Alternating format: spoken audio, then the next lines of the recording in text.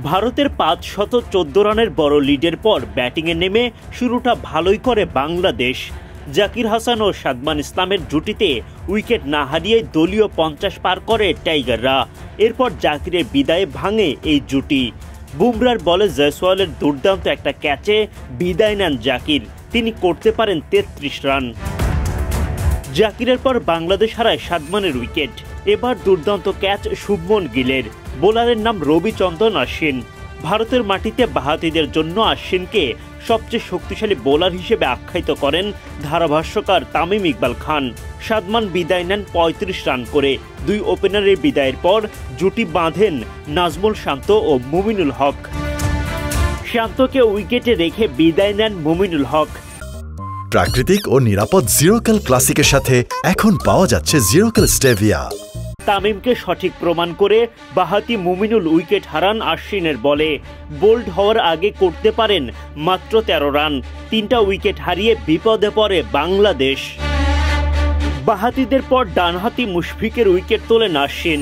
তামিমকে টপকে বাংলাদেশের হয়ে সর্বোচ্চ রানের মালিক বনে যাওয়ার পরপরই উইকেট হারান মুশি। দারুণ একটা ক্যাচ লুফে নেন KL রাহুল। টিভি আম্পায়ার বারবার যাচাই শেষে আউটের সিদ্ধান্ত দেন। মুমিনুলের মতোই ১৩ রান করে বিদায় নেন মুশফিক। দলের এমন বিপদের মধ্যেই দারুণভাবে 50 তুলে নেন শান্ত, সেটাও আবার অশ্বিনকে ছক্কা হাঁকিয়ে। ওয়ানডে মেজাজে খেলে মাত্র ৫৫ বলে। ড্রেসিং রুম থেকে সতীর্থ ও কোচদের অভিবাদন। ব্যাট উঁচিয়ে সেটার জবাব দেন শান্ত। এরপর অবশ্য আলোক স্বল্পতায় বেশ আগেই মাঠ থেকে বেরিয়ে যান খেলোয়াড়রা। Pacer Mohammad Siraj spin bowling করতে চাইলেও সেটার অনুমোদন দেননি আম্পায়াররা। বোলিংয়ে বাংলাদেশকে চাপে রেখেই দিনের খেলা শেষ করে ভারত, যেমনটা তারা করে ব্যাটিংয়েও। বাংলাদেশকে নিয়ে যেন মজার খেলায় মেতে উঠল টিম ইন্ডিয়া।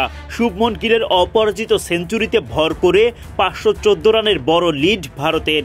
এই সময় রোহিত শর্মা ইনিংস ঘোষণা করেন। গিল পান্থ মিলে তার আগেই রানের পাহাড়ের নিচে ফেলে দেয় বাংলাদেশকে।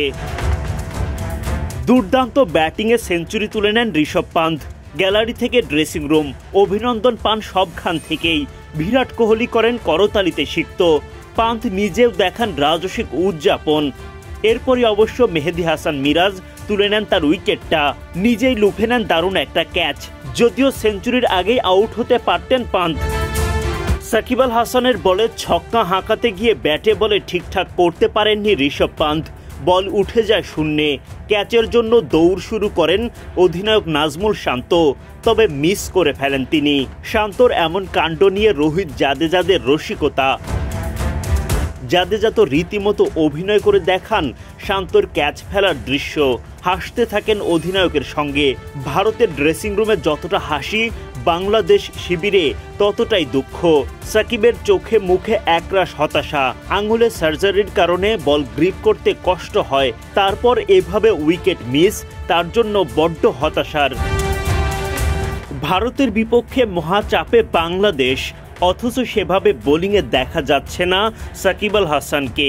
তাই তো ধারাভাষ্যকার তামিম ইকবালের আগ্রহ সাবেক বন্ধু সাকিবকে ঘিরে। আরেক ধারাভাষ্যকার মুরালি কার্তিকের কাছে তামিম জানতে চান সাকিব যথেষ্ট বোলিং করছে না। মুরালি কার্তিক আজ সকালে তার সঙ্গে কথা বলেছে। তখন কার্তিক বলেন, অনেকদিন ধরে পরিচয়ের সুবাদে তার কাছে যাই এবং জানতে চাই কেন সে যথেষ্ট বোলিং করছে না। সে আমাকে জানালো তার বোলিং হ্যান্ডে ফিঙ্গার সার্জারি করা হয়েছে এবং তার কাঁধের সমস্যা তো আছেই। দুটোর সমন্বয়ে এমনটা হচ্ছে।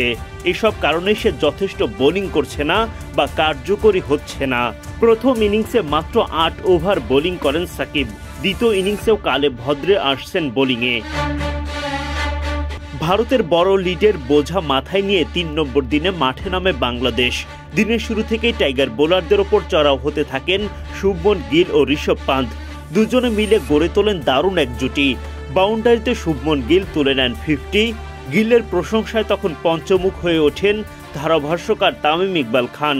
তিনি বলেন, এখন পর্যন্ত গিল দুর্দান্ত ব্যাটিং করে চলেছে। গতদিন কয়েকটা দারুণ পুল শট খেলেছিল। আজকে কয়েকটা বড় ছক্কা মারল। শারীরিকভাবে বড় মানুষ না, কিন্তু বড় বড় শট খেলতে পারে। গিলের সঙ্গে জুটি বেঁধে বাংলাদেশকে চাপে রাখা আরেক ব্যাটার ঋষভ পান্থকে নিয়েও কথা বলেন খান সাহেব। বাংলাদেশের এই ধারাভাষ্যকার বলেন, ঋষভ পান্থ ঘুরে ফিরে মজা করে, হাসে, কিন্তু সে তার খেলাটা খুব ভালো বোঝে। বুদ্ধিমান ক্রিকেটার।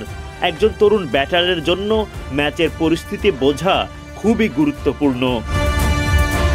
পরিস্থিতি বুঝে খেলা ঋষভ পান্থ তুলে নেন 50। সাকিবকে বাউন্ডারি হাঁকিয়ে পান্থ পূরণ করেন নিজেদের জুটির শতক। ভারতীয়দের লিড 400 পেরিয়ে 500 রানের পথে যাত্রা শুরু করে।